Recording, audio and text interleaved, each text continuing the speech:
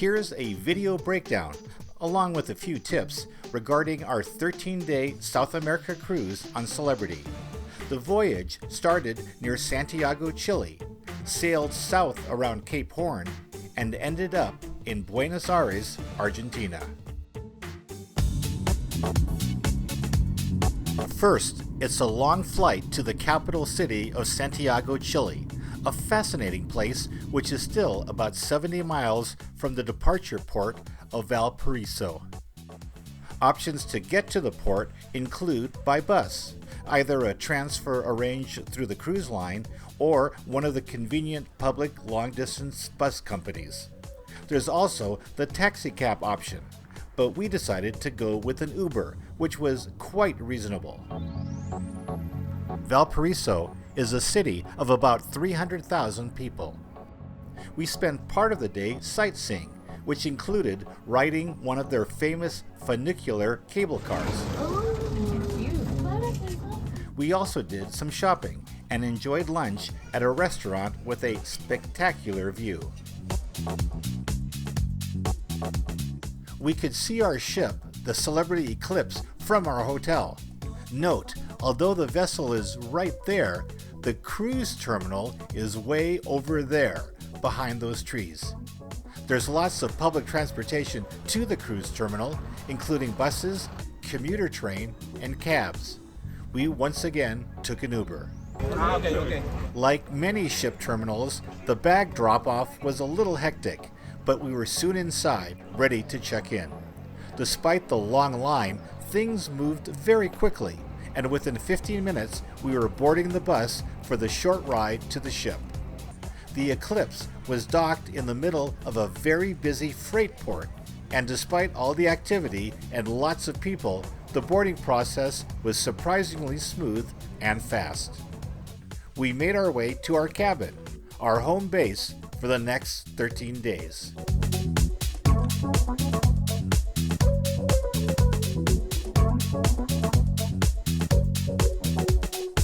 The first 4 days were at sea, so we had plenty of time to explore the ship.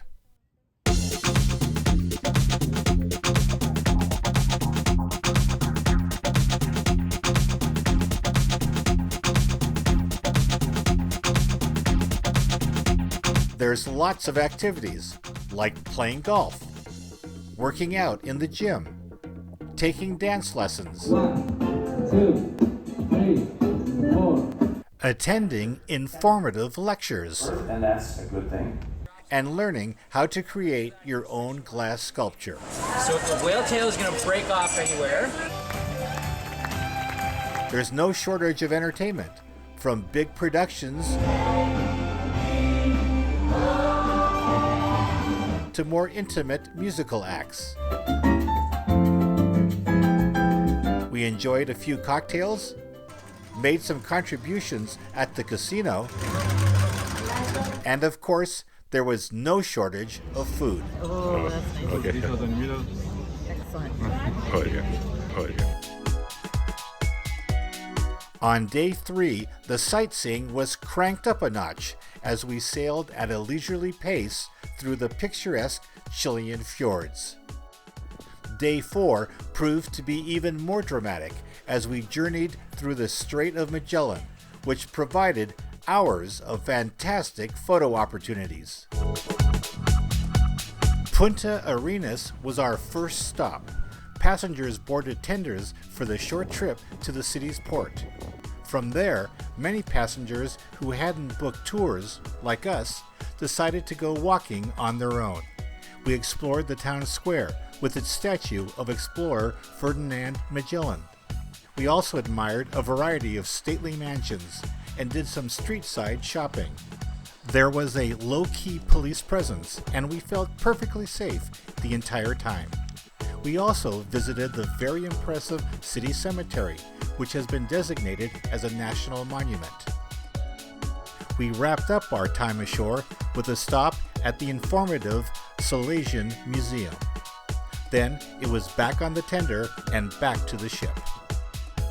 That night, we enjoyed another wonderful dinner, took in another entertaining show, and took part in a late-night dancing sing-along to the songs of Queen. Day 6 started with an early arrival in the port city of Ushuaia, Argentina. We were greeted by a large contingent of tour buses going to various locations. We booked a tour to the popular Tierra del Fuego National Park. The views were fantastic, with plenty of wildlife, including guanacos, which are related to llamas. Aww. There were soaring condors and frisky wild horses. Afterwards, we stopped to take advantage of some popular photo opportunities and strolled the streets of Ushuaia, which boasted an abundance of shopping and seafood restaurants.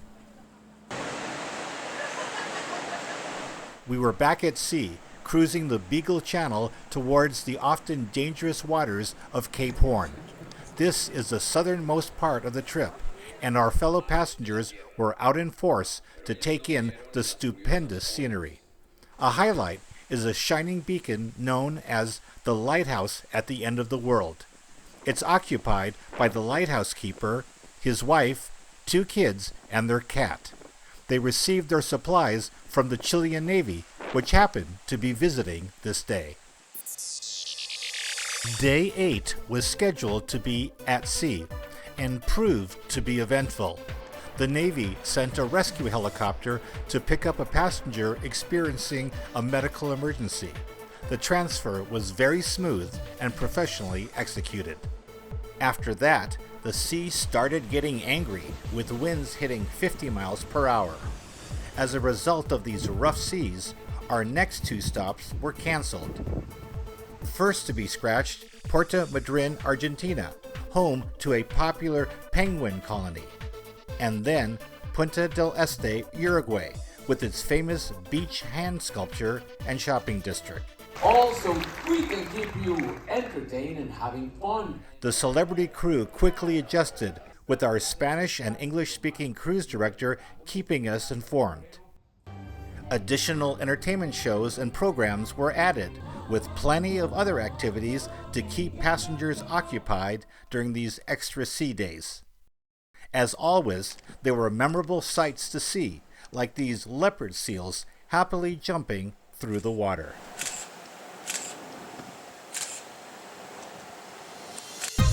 To make up for the missed ports, an extra day was added to our next stop in Montevideo, Uruguay. As we sailed in, the Eclipse was greeted by a graveyard of abandoned vessels. Many of these are the result of financial disputes, but they are still an eerie sight. Despite that spooky introduction, Montevideo proved to be one of our favorite stops. The port is conveniently located at the edge of downtown. Just walk off the ship and you'll quickly encounter independent tour operators, taxicabs, and helpful tourist information folks. Follow the green walkway and you're quickly in the city. A great nearby stop is the historic Port Market, which boasts multiple restaurants featuring meat, and more meat. It's a wonderful place to have lunch or dinner. The capital of Uruguay has no shortage of beautiful architecture, as well as some fascinating museums. The Carnival Museum is home to many exotic costumes, photographs, and stories from the many annual festivals held over the decades. Another worthwhile stop is an impressive museum dedicated to the victims and survivors of the 1972 plane crash of a soccer team in the Andes Mountains. After a day and a half in Montevideo, we set sail to our final destination. The next morning, we said goodbye to the Celebrity Eclipse crew as we disembarked in Buenos Aires, Argentina. There is much to do in this incredible city. I suggest the hop-on, hop-off bus, where the stops include the Casa Rosada, the governmental building where Eva Perón famously appeared on a balcony. There's a number of cool-looking buildings, and many opportunities to see and attempt the tango. One of our favorite spots was the lovely and elegant Japanese gardens in the heart of the city. We wrapped up our trip by doing some street shopping, enjoying some drinks, and having a great lunch and dinner at one of the many outdoor restaurants. The verdict? South America is a wonderful destination for a cruise, and Celebrity offers a number of itineraries. If you can, try and include a stop in Rio de Janeiro, Brazil. Happy voyages! This is Mark Gretschmal reporting.